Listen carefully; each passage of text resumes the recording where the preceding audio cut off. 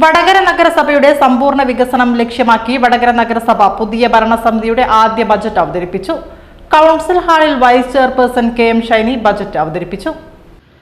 വികസനത്തിനും പുതിയ ചുവടുവയ്പ്പുകളുമായി വടകര നഗരസഭ budget vice chairperson KM Shyni അവതരിപ്പിച്ചു.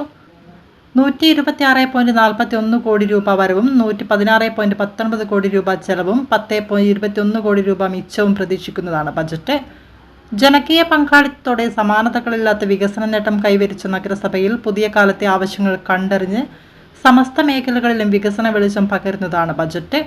ആരോഗ്യം, ശുചിത്വം, ക്ഷേമം, വികസനം, പരിസ്ഥിതി തുടങ്ങിയ എല്ലാ മേഖലകളിലും വികസന പ്രവർത്തനങ്ങൾക്കായി തുക വകയിരുത്തിയിട്ടുണ്ട്.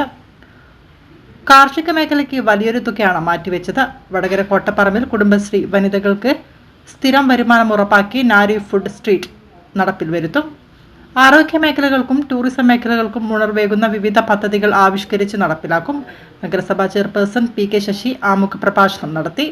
ബജറ്റ് ചർച്ചയിൽ EK രമണി, P പ്രശാന്തി, K Gopalakrishnan, PP Somasekharan, Patheri Sasi, M Suresh Babu, MP Gangadharan, P Jalaluddin, K Sunilkumar, KK Dilshana, CK Sajeer, PP Vyasan തുടങ്ങിയവർ സംസാരിച്ചു.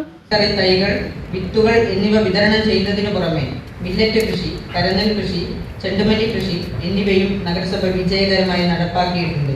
തരിശായി കിടക്കുന്ന നാളവും വയലിലെ കർഷകരെ സംരക്ഷിക്കുന്നതിനായി പല പദ്ധതികളും നടപ്പാക്കിയെങ്കിലും കാലാവസ്ഥാ വ്യതിയാനം പോലെയുള്ള കാരണം കൊണ്ട് പരാജയപ്പെടുകയാണ് ഉണ്ടായത്. ഇപ്പോൾ ആ പ്രദേശത്ത് വ്യാപകമായ മണ്ണ് നികത്തൽ നടന്നുകൊണ്ടിരിക്കുകയാണ്. കുറച്ച് വർഷം കഴിയുമ്പോഴേക്കും ആ പ്രദേശം വർഷകാലത്ത് വെള്ളക്കെട്ടുകൾ രൂപപ്പെടുന്നതിനും വേനൽക്കാലത്ത് അതിരൂക്ഷമായ വരൾച്ച സംഭവിക്കുന്നതിനും കാരണമാകുന്നതാണ്. ഇത് പാരിസ്ഥിതികമായ വലിയ അസന്തുലിതാവസ്ഥയ്ക്ക് കാരണമാകും. പരിസ്ഥിതി സംരക്ഷണത്തോടൊപ്പം കർഷകർക്ക് ഒരു സ്ഥിര വരുമാനം ഉറപ്പാക്കുന്ന തരത്തിലുള്ള വടകര ഫാം വില്ലേജ് ടൂറിസം പദ്ധതിക്ക് രൂപം കൊടുത്ത് അതിന്റെ പ്രാരംഭ പ്രവർത്തനത്തിന് ഈ ബജറ്റിൽ തുക വകയിരുത്തിയിട്ടുണ്ട്.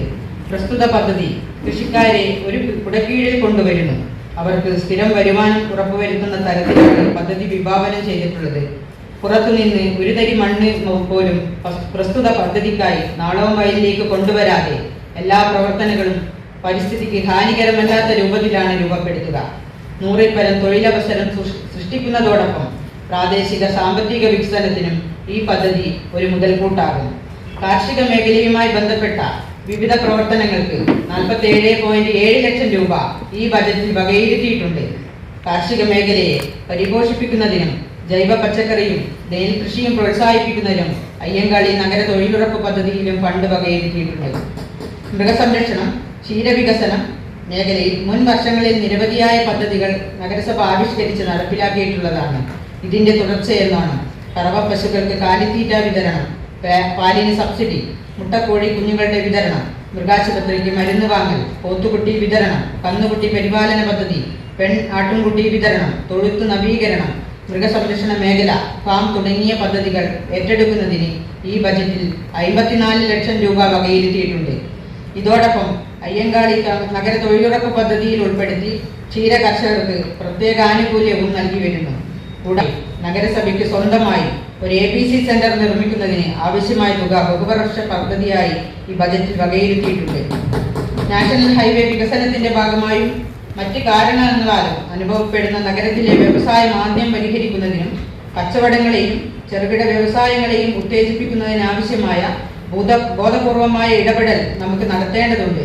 കൂടാതെ നഗരസഭ സർവേ നടത്തി ID കാർഡുകൾ അനുവദിച്ച നഗരത്തിലെ തെരുവ് കച്ചവടക്കാരെ ഒരു കേന്ദ്രീകൃത സംവിധാനത്തിലേക്ക് വിന്യസിച്ചുകൊണ്ട് നിയമാനുസൃത മാർഗത്തിലൂടെ കച്ചവടം നടത്തിവരുന്ന കച്ചവടക്കാരെ സംരക്ഷിക്കുന്നതിനും നഗരത്തിലേക്ക് കൂടുതൽ ആളുകളെ ആകർഷിക്കുന്നതിനും ആവശ്യമായ ഇടപെടൽ മുൻ കൗൺസിൽ കാലയളവിൽ തന്നെ ആരംഭം കുറിച്ചിട്ടുണ്ടെങ്കിലും ആയതിന് വേണ്ടത്ര വേഗതയും പൂർണ്ണതയും കൈവന്നിട്ടില്ല. ചെറുകിട സംരംഭകരെയും കർഷകരെയും അനുബന്ധ തൊഴിലാളികളെയും ഉൾപ്പെടുത്തിക്കൊണ്ട് സൺഡേ മാർക്കറ്റിന്റെയും കോട്ടപ്പറമ്പ് മാർക്കറ്റിന്റെയും പ്രവർത്തനം വിപുലീകരിക്കേണ്ടതുണ്ട്. ചെറുകിട വ്യവസായ മേഖലയുടെ സമഗ്ര വികസനത്തിന് ഈ ബജറ്റിൽ 99.6 ലക്ഷം രൂപ വകയിരുത്തിയിട്ടുണ്ട്.